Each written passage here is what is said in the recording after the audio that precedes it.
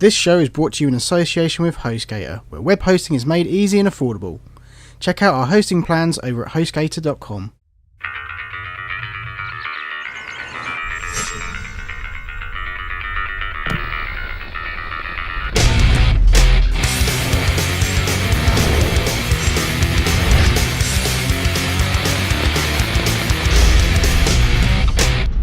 Hello and welcome to Gamers, Geeks and Media Freaks, the fortnightly show that brings you the latest news and reviews from the worlds of video games, movies, TV shows and technology. Basically at the top of the show we're just going to announce that we are swapping weeks that we're recording, therefore swapping weeks that we're putting out the shows. So you'll get an episode today, obviously as you're watching this now, but what we're going to do to avoid a big gap of like 3 weeks, 2 weeks without a show, we're going to put out another episode, a slightly shorter episode, next week. We hope it's going to be short. Hopefully, yeah. We're going to do a special. We're calling it our Show of Shame. Pile of shame and / wish list episode. Obviously, tune in next week for more about that. So yeah, I mean, it's because of our personalised schedules. Things are changing up a little bit. So the weekend that we normally record is having to change. So therefore, when we put the shows out, so that's got to change too. So basically, episode today, episode next week, then there'll be a gap, and then there'll be episode 5 or whatever. Yeah. Okay, anyway, let's kick off with some video games. Okay, so in video game news, Microsoft have announced that there's going to be an Xbox event on the 21st of May. We knew it was coming. Yeah, I mean, it's hot off the heels of the PlayStation 4, I say hot off the heels of months ago, the PlayStation 4 announcement, which was a surprise. I mean, we weren't expecting an announcement this side of E3 or anything like that, because E3... I don't think Microsoft were either. I don't think anybody was, yeah, exactly. I think this has pushed Microsoft to say, well, if we can get the announcement out ahead of E3, which is like, what, July? Yeah. June? Yeah, July? June. Really? Yeah. Okay, so not too far ahead, really. It's probably only about 3 weeks before... Yeah. Before the event. So it's kind of... They always do this thing where just before E3, like the day before, they have like sort of their announcements anyway. They have their media event. But we've announced on the show that we're looking forward to kind of the next gen in video games and what that entails. And we've sort of seen a bit of the PlayStation 4 side of things. It's going to be nice to see what Xbox are going to pull out of the bag. Yeah, I'm hoping this will be the deciding one. After this show, a lot of people will decide whether they're going to sort of which camp they're going for. Yeah.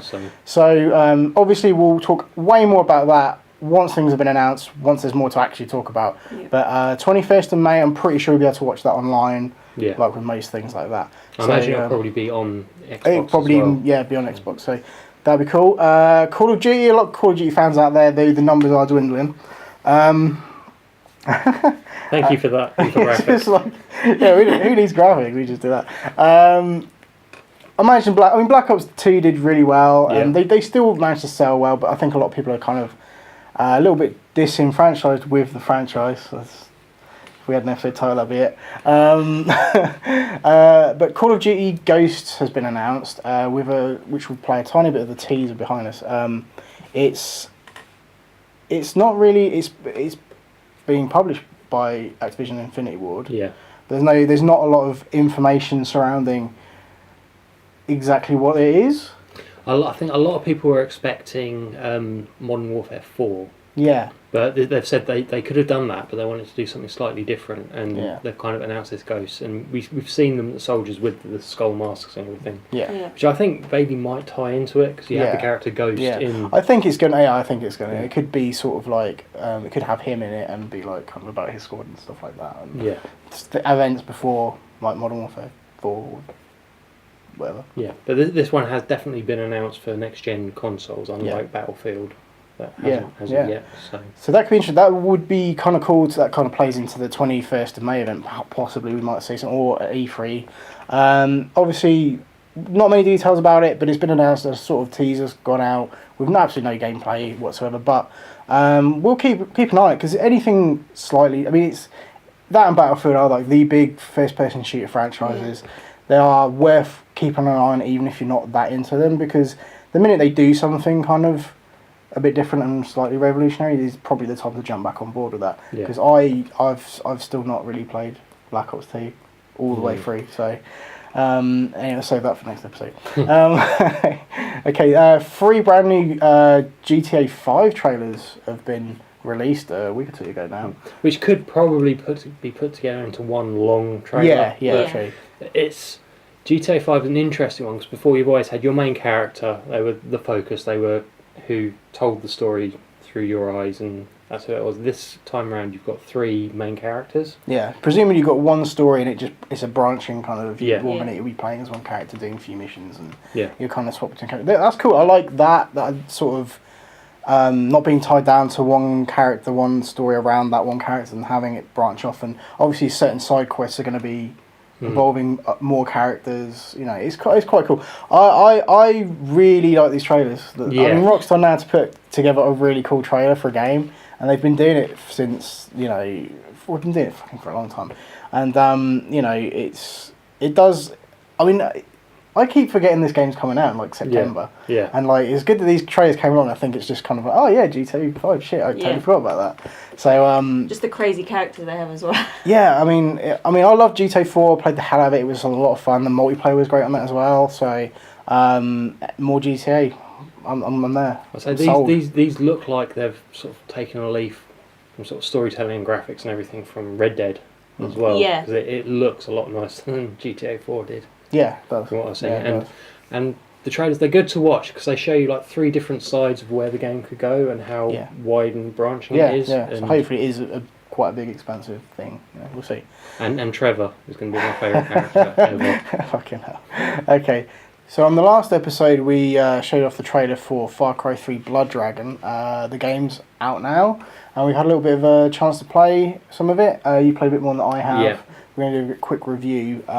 Overall, my thoughts and feelings are that it's pretty much Far Cry 3 reskinned. Yeah. But it is quite awesome. I do like the overall aesthetic. I like the concept of it. I like the humour. You know? Yeah. But it's cool because obviously you have this little tutorial section, which is kind of, not as much to spoil, but I won't say too much about it. But it's quite humorous. But it's good because obviously I played a lot of Far Cry 3 and I still had the kind of reflex for that game, and so it was really easy for me to pick up and just play it. Yeah, which is great. So obviously it's a standalone thing now. It's arcade title for Xbox Live and PlayStation Network. Yeah, you don't need the original disc. What's cool is the trailer that came out was like all animated and everything, like 80s cartoon style, which is fucking crazy. But like the opening sequence is all like 8-bit. Yeah. I know, that's what I love, and which is just like they're overlong and voice acted and everything, and it's just everything that was great. It's kind of the ultimate 80s, 90s sort of film / game type thing. But I think it's like one of those things. If you've played through Far Cry 3, then maybe you won't get as much out of this. And you played a little bit, but you haven't finished or anything. So maybe for you, you'll probably enjoy it more. Yeah. Whereas for me, it does literally feel like something that's been reskinned. It's fun, and I would play it, but I think it's like one of those things where, having played it so close to finishing Far Cry 3, it just feels too much like more of the same. Yeah. I don't know. It's cool. It is cool. I like it a lot, but for me, it just felt too much of the same thing. Yeah. Still, not a bad thing. But once you've come off from playing that and then going to play, there's no real, other than how it looks and some of the story and stuff. There's not much else there. No, but it's on an island. You have like the strongholds and everything, and it pretty much plays exactly the same. You've got the wildlife, and except this time you're a badass cyborg. True. Voiced by Michael Biehn, who's genius. Yeah, that's what I mean. It's cool. It's cool. It has cool touches, but it's like. Apparently, there's been talks that this might become a franchise. There might be a sequel for this. Okay. Well, if they can branch it away from Far Cry and how that plays and all of the game mechanics, if they literally don't because it literally just feels like they've ported. It literally just feels reskinned. Yeah. And so there was a lot of talk. If this is a completely separate thing, completely separate story, why are they calling it Far Cry 3? Yeah, Blood exactly. Dragon? Why not just call it Blood Dragon? And then you play it and you think, oh yeah, okay, this that's is why Far they Cry call 3. it Far Cry 3. So maybe they should literally drop the Far Cry off of it and just kind of have it as its own thing and develop it completely separately and have it as doesn't play the same way and all that kind of stuff. That would have been more interesting. I would have had more fun, I think, if it didn't play exactly and feel exactly like Far Cry. I don't know. Yeah. It does seem really strange.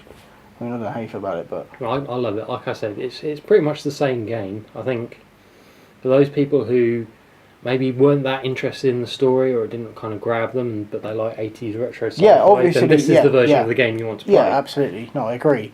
It will have its audience. It will have its demographic that will pick this over the original game. But what kind of impressed me though is it seems quite a large game. It seems to be a large area to cover, and it's a fairly small download. Yeah, it's like 1.5 gig or something. Yeah, 1.3 gig or something. So that's out now on PlayStation Network and Xbox Live. So in movie news, Marvel have some stuff to talk about. Yeah, it's a couple of Marvel stories, but as they're both Marvel, I thought straight into one together. 2 new characters for the Avengers 2 have been announced: Quicksilver and Scarlet Witch. Now, for comic book fans and geeks, they will know that these two are actually the children of Magneto from the X-Men.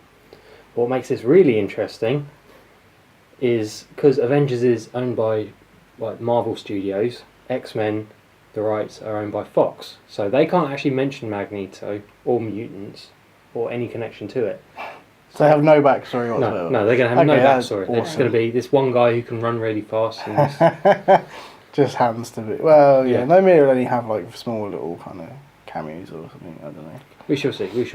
But also, Marvel Studios have reacquired the rights for Daredevil and Ghost Rider. Okay. And I think when you instantly said that, I was like, oh dear God, are they making another Daredevil film? No, they've said they're not going to do that. They're probably nothing yet. Daredevil may make an appearance. Not Ben Affleck inside. Daredevil may make an appearance in Avengers 3. Same with Ghost Rider or whatever. But I love that. Avengers 3, maybe 4. We'll see. Marvel have said it's nice to have the heroes there in their stable to get everything back. Well, yeah, I mean, obviously you just don't know when, come the stage of writing it, when they could just mix them and be like, hey, maybe we just throw like a cameo for like Daredevil in here or something. And, and you just kind of, because there's, each character has their own kind of fan base. It'd be cool to have these little things and introduce them slowly and build up to sort of their own features maybe through Avengers. That'd be kind of cool. But as it stands, normally characters revert back to Marvel as soon as the studios that own them are kind of done making films of them. Yeah. So they obviously did really well with Ghost Rider. Did you see the second one? No. Okay. I did. I didn't watch any of them. Okay, so Die Hard 6 is in development. Apparently it's called Die Hardest. Okay, got that? Die Hardest. And it's set in New York and Tokyo. Bit of a gap there. Lots of travel. It's a road movie. Yeah. How that work? Over the yeah, just a... Well, they've got... It's... Fucking works, whatever. If it was LA and Tokyo, that's understandable. So but Well, anyway, do we need it? I don't know. I didn't see Die Hard. I didn't see the fifth one that came out however many months ago, but I heard it got pretty lukewarm reception. And after it had such a great poster. It did, actually. Yippee-ki-yay, Mother Russia. Yeah, that was amazing. Anyway, I mean, I guess obviously it's made money. It's still making money, and Bruce Willis still wants to make them. So I said to you before we started filming that obviously in the fifth one, I know that they've introduced his son as a character, and that I think they're kind of setting it up for him to take over the franchise. So by sort of Die Hard maybe 7 or 8, if Bruce Willis is just done with it, then they can carry it on to well into its double digits, perhaps. Lots of lukewarm sequels, and as far as the eye can see. Yeah, exactly. But it's still making money, though. That's the thing, and it's still Die Hard, and it still has that. I mean, Die Hard, the first one is still one of my favourite action movies of all time. Yeah. Without a doubt, I can watch that movie once a week and never get bored of it. And I actually religiously have to watch it every Christmas. I just have to. But yeah, anyway. It's a Christmas movie. It's a Christmas movie. Yeah. Anyway, so next story. Originally here in the UK, Kick-Ass 2 was supposed to come out on the 19th of July, and The World's End, which is the third of the Cornetto trilogy by Edgar Wright and Simon Pegg and Nick Frost, was meant to come out on the 14th of August. For some reason, that swapped over. This isn't really news, but I thought I'd put it in there because one, I want to talk about The World's End. True, yeah. Is there, but Kick-Ass 2 looks kind of cool though. Jim Carrey's in it. Yeah. So no, but yeah. Look at what it did for Nick Cage in the first one. Yeah, true. So yeah, no, I do like Kick-Ass. The first one was really good, and I'm kind of glad that they're there's going to be a sequel. So I'm looking forward to seeing that. World's End, come off it. Yeah. Why wouldn't I watch that shit? Yeah, but I didn't realise how close it was. We've not seen anything. We've seen maybe a few production stills. Yeah. And that's it. Apparently, there's a trailer coming out. It should already be out by the time you watch this episode. So, if it is, and we have time, maybe it'll be in the background. But if not, it's just going to be a big sort of nothing. Thing left blank. Anyway, so anyone outside the UK that means nothing to, but The World's End is out on 19th of July, and Kick-Ass 2 14th of August. Awesome. So, you guys went to cinema to see Iron Man 3. I'm really jealous because I didn't get the chance to go see it this weekend. Kind of kicking myself because it's the first one I haven't seen opening weekend in the cinema. Yeah. I watched the first two and I love them. And the third one looks great, so you guys sound off about it. I'm interested to hear what you guys think about it. Overall, I think it's awesome. There's a lot of mixed reviews about it. There are definitely things wrong with it. I mean, I think, Tony Stark, spends most of his time out of the suit. Yeah, there's it's very little screen time in the suit. Yeah. Okay. But there doesn't mean there's not a lot of suit. There is a lot of suits. Yeah. I'm not trying not to give it away. But it's mostly there. At times, it's very Shane Black. Yeah. Very sort of Lethal Weapon and. That's cool. As soon as I knew that Jon Favreau wasn't directing this one. Yeah, he's still in it. He's still in it. Yeah, I knew that. Spends most of it in a coma. Not wanting to give any spoilers, but I've just given a huge spoiler. But pretty dope gig, huh? Yeah. So basically, he wrote the Lethal Weapons, and he's actually directed a couple of movies. Kiss Kiss Bang Bang, which actually had Robert Downey Jr. Yeah. So as soon as I actually really good. Yeah, so as soon as I heard I was like, oh man, okay, this is cool. It's going a cool little different direction and stuff. And I mean the trailers, just I'm so gutted I haven't seen it. But carry on, I want to know more. So I'm as intrigued as everyone. There's bits of buddy movie in it. There's this kid in it that's Tony Stark befriends, and the sort of the chemistry and the back and forth between those is finding everybody in the cinema was laughing out loud. Yeah. Okay, cool. At some of the lines that he says to this kid, just being Tony Stark or Downey Jr. or every awesome. Look at it. It's very hard to differentiate between pretty much the lines of blood. There's this scene, and I'm not going to give them this one. I'm not going to give any backstory, but they're kind of at a docks, aren't they? And there's this one sort of shot where Tony Stark and Rhodey. What's his name? War Machine, who's now the Iron Patriot, are kind of sneaking into the docks to infiltrate for the bad guys, not in their suits, and it is very, very, very Lethal Weapon. Just that one shot. Awesome. It's no, that's cool. That's cool. Also, I have to say, a lot of people, when they say, oh yeah, Ben Kingsley's in a movie, it can be sort of good or bad. Recently it's been bad. Yeah. But I have to say, in this, he is brilliant, and I can say no more than that. He is absolutely no, that's good. I kind of, my initial reaction to finding out Ben Kingsley was in it was like, I think there was a lot of people that, oh my god, really? Because when he's good, he's very, very good. Yeah, very good. When he's bad, he's horrid. Yeah. He has made some really shitty movies, and some of his, I don't know, like he's Blood Rain. Who they Jesus Christ, let's not even get into that. He's made some piss poor movies, and his acting is really kind of, I think it's one of those things where if he hasn't really got the source material to work from, like a really good script, his acting isn't, it's like he doesn't give a shit, he's just cashing the check. But no, in this he is absolutely brilliant. That's good to hear, because that was one of my biggest concerns with this. No, he is really, really good. One of the main negatives I had about the film is very much, it's an Iron Man sequel, but it's also an Avengers sequel. Yeah. And there's a lot of reference back There's a lot of references. They do yeah. kind of force the Avengers down your throat. If you haven't seen it, there's this whole thing.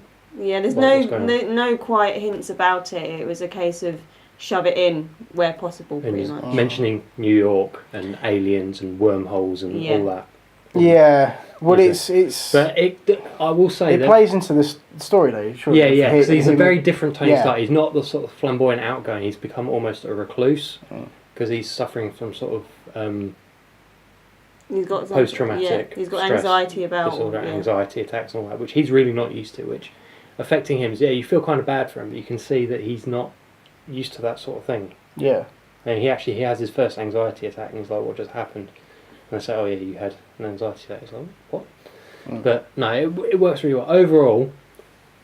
Overall, really, really good film. Really funny. Really like where it's going.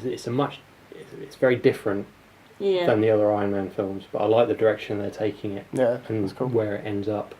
I wasn't expecting. Like I said, I won't go into detail, but I wasn't expecting how it ended. No, I don't think anybody could see how it ended, but there's been a lot of concern about Downey Jr. because his contract obviously ended with this one. Yeah. Would he be back? Would he at least be signed on for the Avengers 3? Yeah, he will. At the end, there is like a note saying Tony Stark will be back. Whether that be Robert Downey Jr. or somebody else, but I'm hoping it's a sign that Downey Jr. would be. And obviously, the other thing about Marvel films is the post-credits scene. Yeah, there is one. It doesn't.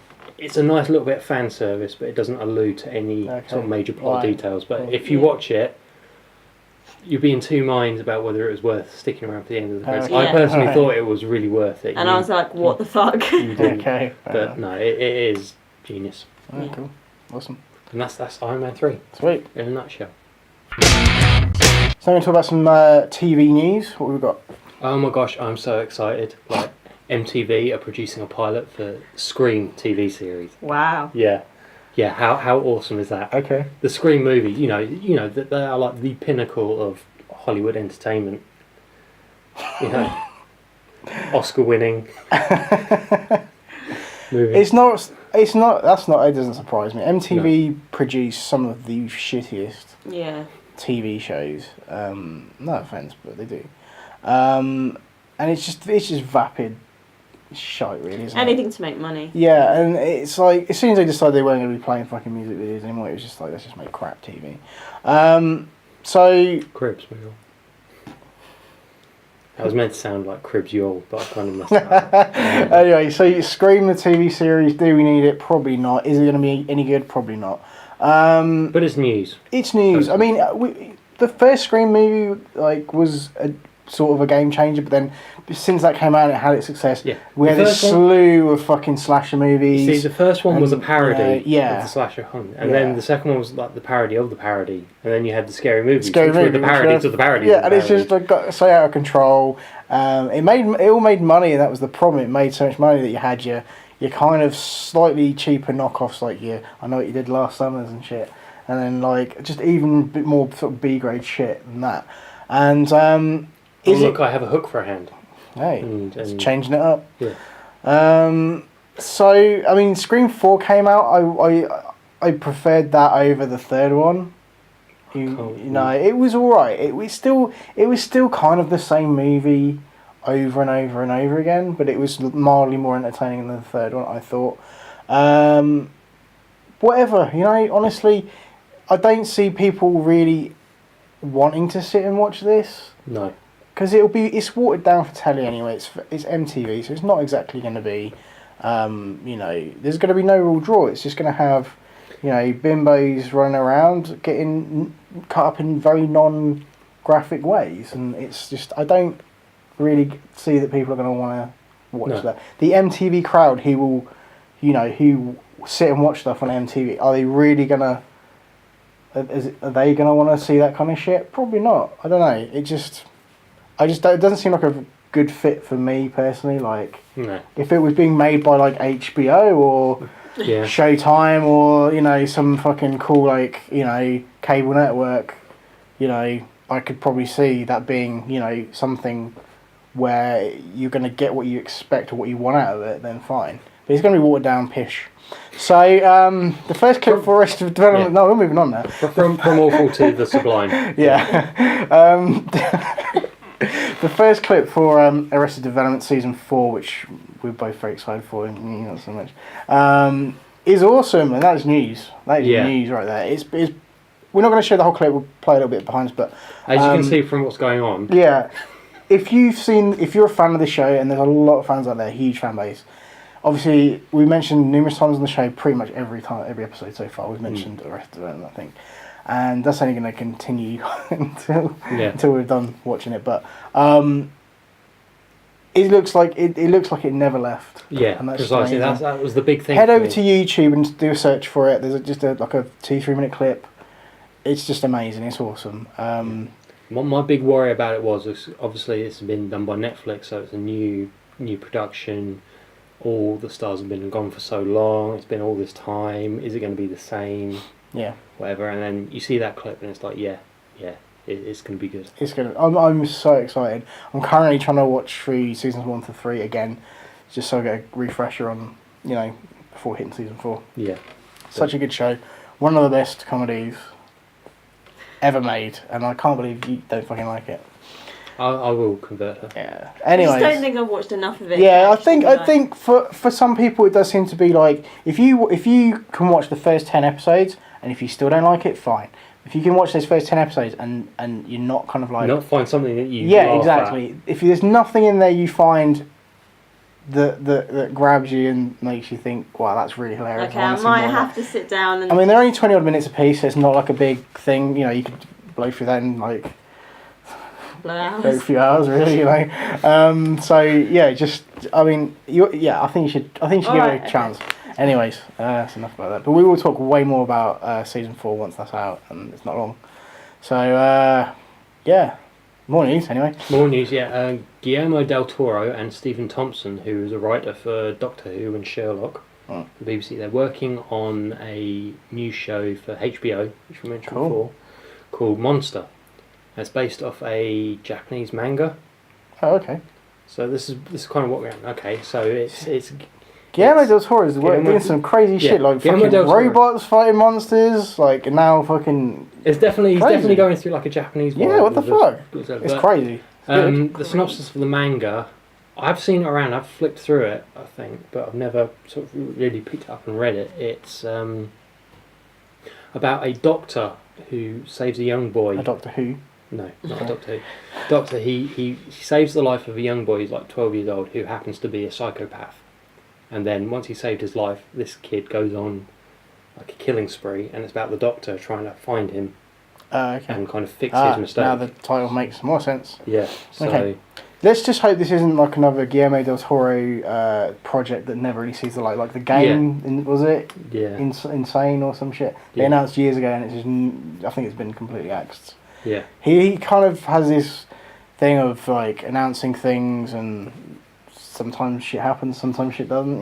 He is one of the busiest men in Hollywood. Yeah, no, don't get me wrong. I mean, I'm sure he's. I know. Ron Perlman said recently. I said when they finished Hellboy 2, they weren't going to do another, but Ron Perlman really wants to make a third one. That'd be pretty cool. He keeps having a go at Del Toro to do it. Awesome. And we'll keep doing it because he needs to get it on now because Ron Perlman's what. Yeah, he's getting on. Nearly 70 now. Jesus Christ, that's crazy. Yeah. Anyway, a little conversation there. Okay, so we'll move on. Obviously, we'll talk a bit more about Monster when more details come out or when it's released or whatever. We get to see it, but it's for HBO, which is cool. So it can be. It's going to be pretty hardcore, I think. Yeah. So we talked a bit about Hemlock Grove last episode. I just want to give a kind of roundup of my thoughts on it because I've finished watching all 13 episodes. Once again, it's the Netflix original Hemlock Grove. I mean, briefly to mention, it's about a small town. There's kind of, it's very, like we mentioned before, very akin to like Twin Peaks and True Blood. Yeah. It turns out being way more like True Blood than you kind of, not to spoil anything, but then you early True Blood or later True Blood? You'll see if you watch it. Basically, for me, my thoughts are that it should have been a much shorter season. I think it would have worked better as like a 6 or 8 episode thing. Where on a 13 episode thing, it feels really stretched out and drawn out to the point where the first 5 episodes, it's like, oh, this is quite good. It's quite intriguing. It's and then there's this massive dip until like episode 10 or 11 when things start to kind of heat up a bit more. And you're like, oh, okay, we're gonna find out a bit more about who's behind these attacks and is it a werewolf? Who is it? What is it? That kind of thing. And more people end up getting butchered and stuff, and it becomes more intriguing in those kind of moments of peril when they're about. But the rest of it just feels like it's filling time between those set pieces and stuff. You make it sound like a really slow fart. It is like a really. Kind of like, do you know what? Oh, it's good. Oh, okay, it's easy enough. And oh, yeah, the last little bit. Do you know, it kind of is. It's like that. We could do like a diagram just to fucking illustrate. But basically, it's so reach that far. Yeah. But like basically, it does this thing, and then the last episode happens, and you're just like left thinking, well, what the fuck?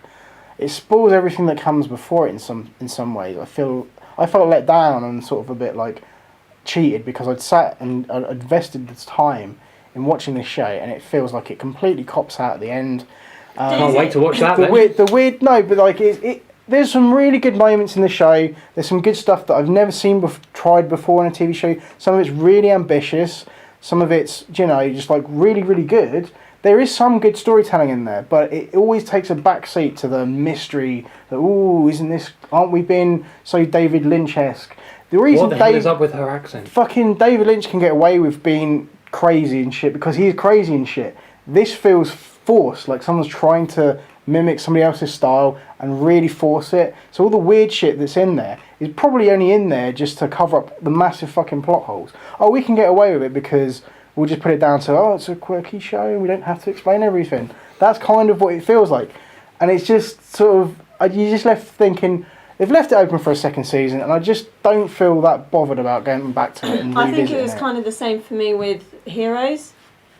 Yeah, you know what? It kind of fucking feels a bit like that, actually. Yeah. It sort of has this kind of, it has its moments where it's really good, and you're like, shit, I want to know what happens next, and then you get, that happens next, that's cool. All right, and then you want the next big thing to happen and come along, but you have to wait so long for it. Yeah. And it just feels so drawn out. There's so much, it's literally. There are scenes that go on for 5 minutes of two people talking and just sitting there smoking and talking shit, and you just think, well, yeah, all right. There's like a tiny story to be told, like in this one scene. You could have really like condensed that down to a minute-long scene, but it just, it takes its time too often to tell very little of a story. And like I said, what story there is, they could have easily crammed into like 6 to 8 episodes. It could have been half the length. And it would have got to the point a lot quicker, and it would have felt more like a tighter sort of production. So a little disappointed overall, to be honest, but one of them things. Should we watch the rest of it?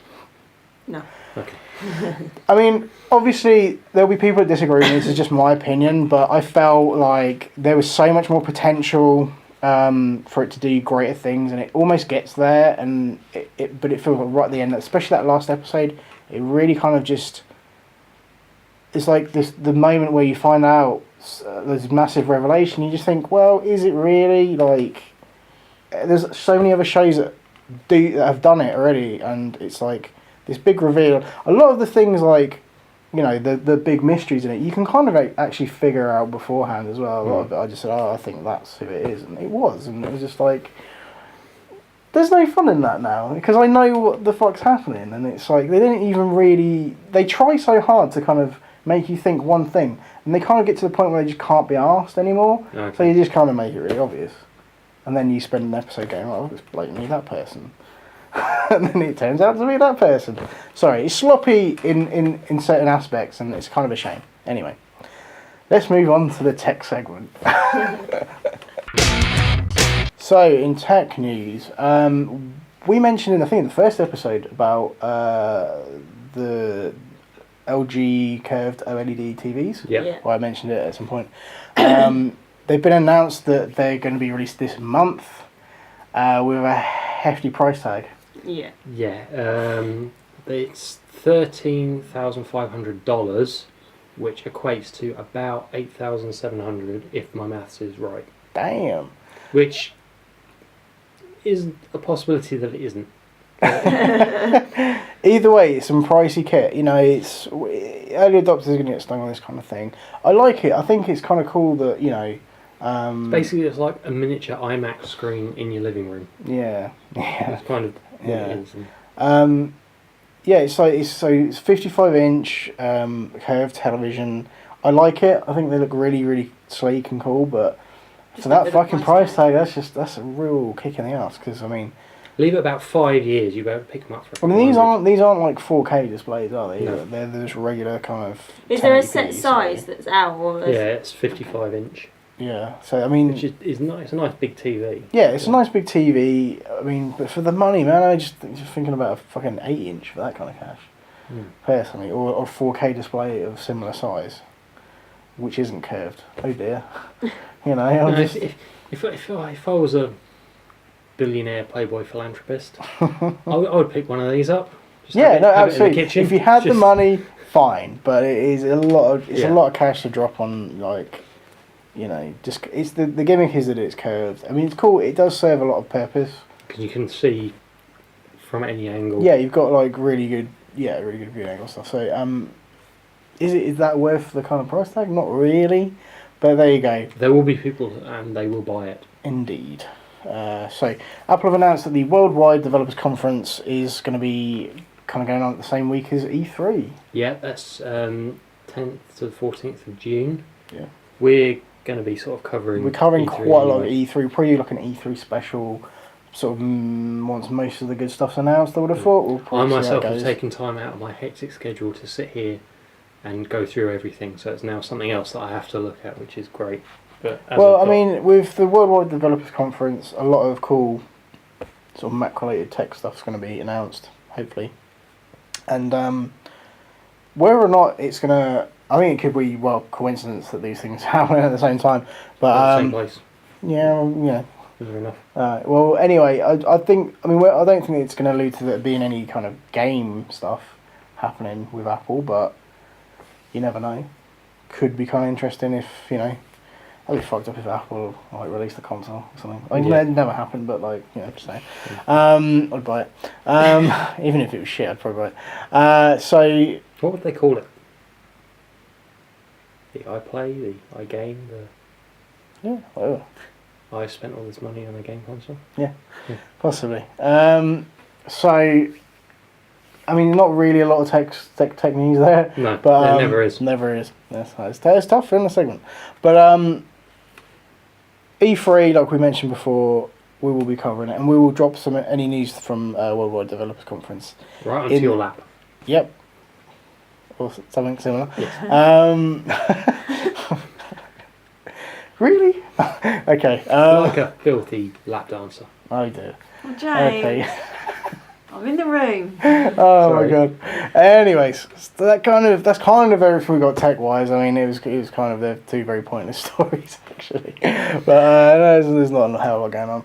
But stay tuned for next week because oddly enough, for a fortnightly show, we're actually releasing 2 episodes back to back. Next week's show is going to be very different though. Our episode 4 is going to be nowhere near as well thought out as this episode, which is fucked up. We're basically going to be... we thought we'd do something different, and rather than talking about the things we have seen and experienced on these and stuff, we're going to talk about things we haven't experienced in some ways. It's kind of our pile of shame special, and the tech segment's going to be kind of a wish list. Yeah. As to tech things we would like. So that may well include a curved OLED screen. Yes. But or something that doesn't exist, like a Apple games console. No. A laser watch. A hint? Laser watch. I forgot about that. Laser watch.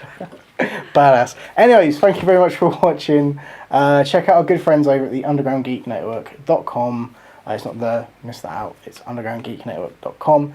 You do a really cool audio podcast every fortnight. Good friends of ours. Hopefully, we'll figure out a way to have them on the show, or for us to go on their show or something. We're trying to work these things out.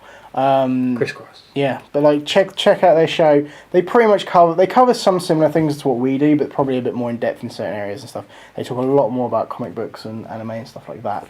The sort of things we don't really touch upon, really, to be fair. So. Well, it's the sort of thing I'm not allowed to touch upon. That sounded wrong. You can just stop talking right now. That'll be good. Okay, well, thank you very much for subscribing, tuning in, streaming, watching the episode, however you managed to watch it. And please come back next week. We'll have some more goodness for your lap. Thanks very much. Big dollop of goodness. These are a dollop. This is good. Okay, thank you for watching and goodbye.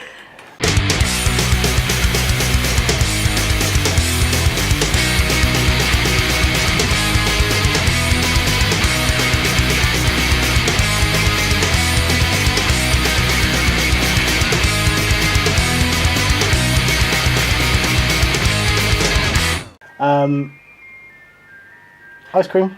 Anyone? We should just have that play. I'll stop and then it cuts to us with ice cream. Awesome. So, Far Cry 3 Blood Dragon. Left for ice cream everywhere. Maybe you have to do that in the future. That's amazing.